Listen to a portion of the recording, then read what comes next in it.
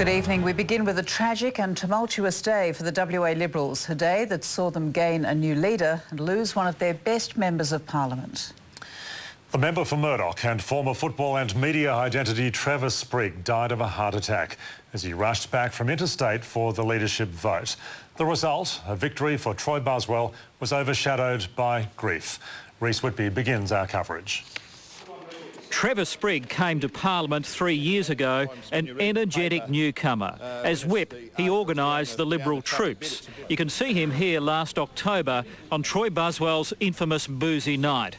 It was Trevor Sprigg who knew his friend had had too much to drink. And it was Trevor Sprigg who later gently persuaded Troy Buswell to stay out of the chamber to avoid further embarrassment in full public glare. A Buswell backer, Trevor Sprigg rushed home from holiday on the Gold Coast for today's leadership vote. But as other Liberals arrived, Trevor Sprigg never made it. He suffered a heart attack at home and was pronounced dead on arrival at Fremantle Hospital. The Liberals delayed their meeting 25 minutes before electing Troy Buswell leader, not knowing their colleague had died.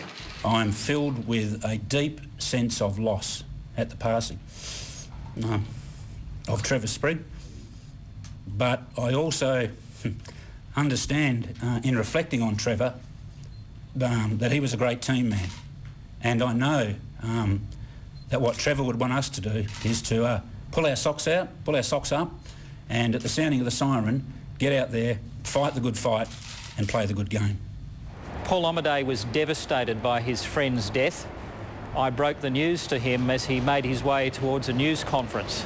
Paul Ommanney sat in a chair in a corridor for about 15 minutes, simply stunned. The defeated opposition leader summoned up the courage to deliver one of his finest speeches. Losing your job bears no comparison to losing a friend forever. Troy Buswell took over the fourth opposition leader in 3 years. He defeated Rob Johnson. Kim Hames was elected deputy. We will win if we work hard to develop an alternate vision for the future of this state. The Buswell agenda to make all West Australians benefit from the boom and make the most of the good times to build for the future. To be an effective opposition and hold Alan Carpenter and his failing government to account. Paul Ommanney had declined to recontest the leadership. And it was becoming increasingly obvious that I had failed as a leader to bring my colleagues with me. On a day of tears and drama, Careen Liberal Katie Hodson-Thomas announced she was quitting. Reece Whitby, 7 News.